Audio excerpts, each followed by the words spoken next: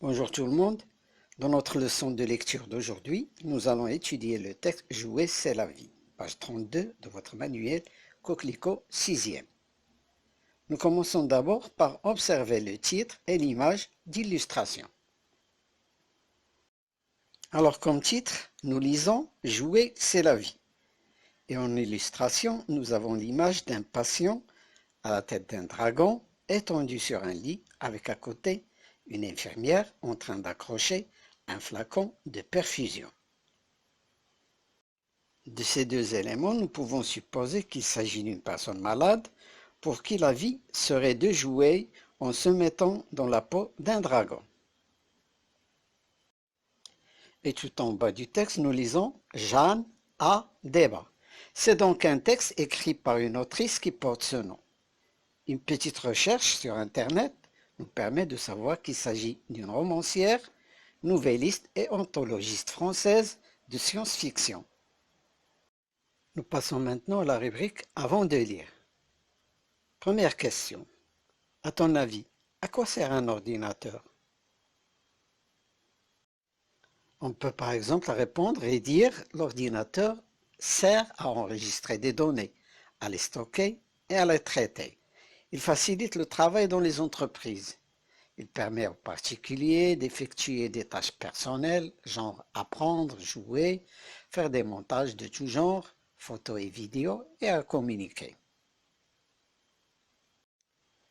Deuxième question, on te dit « Quel temps consacres-tu par semaine ou quotidiennement aux jeux vidéo ?» Alors là, les réponses seront individuelles et personnelles. Chacun dira le temps qu'il consacre aux jeux vidéo. Troisième consigne, on te dit « Qu'est-ce qu'une maladie incurable ?» Et en deuxième partie, on te dit « Cherche quelques exemples. » Les réponses, une maladie incurable est une maladie qu'on ne peut pas guérir. Et comme exemple, on peut citer l'hypertension artérielle, la maladie de Parkinson, le diabète, l'asthme, etc.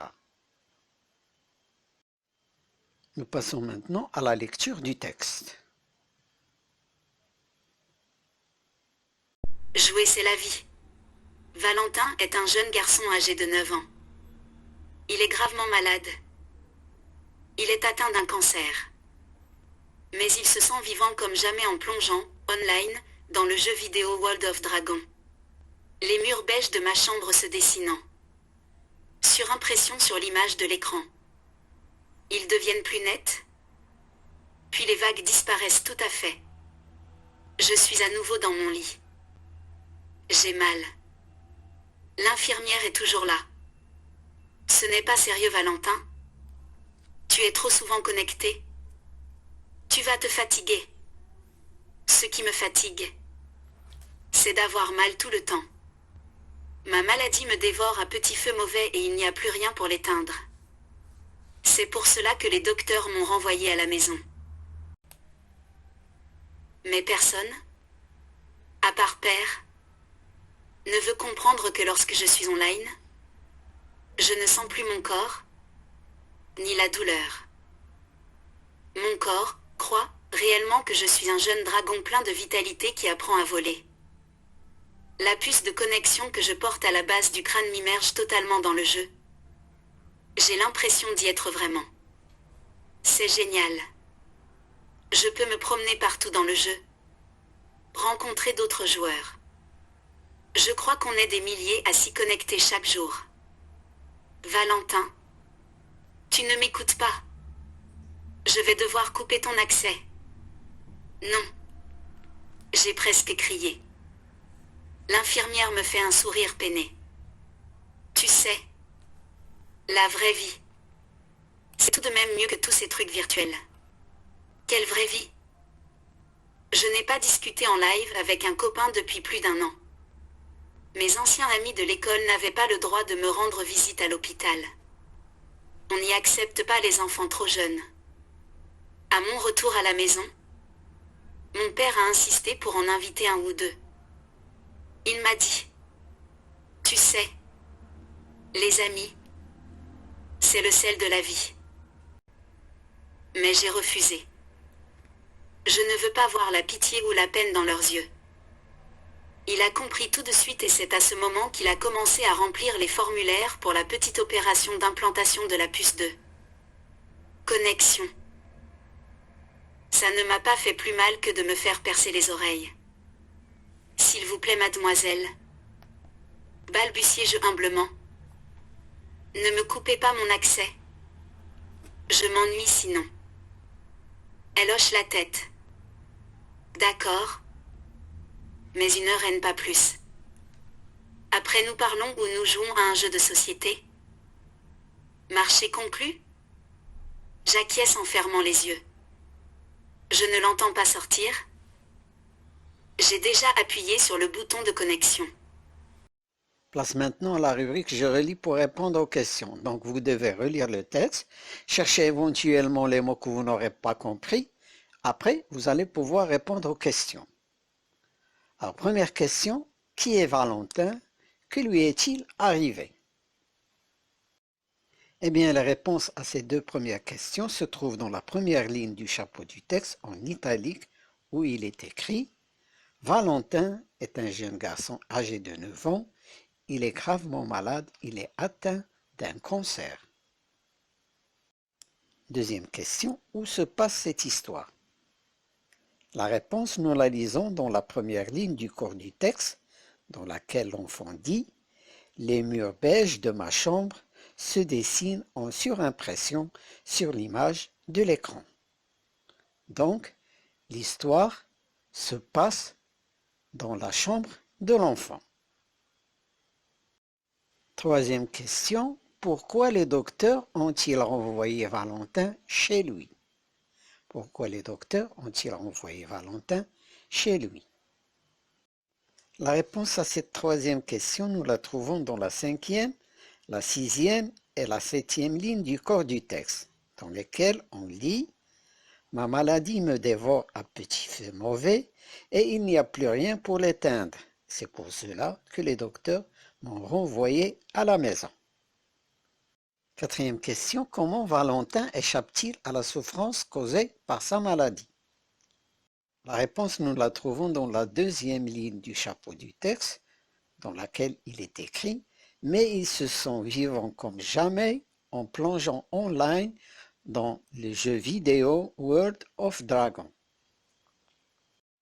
5e question, on te dit « Est-ce que Valentin est libre de jouer comme il veut ?»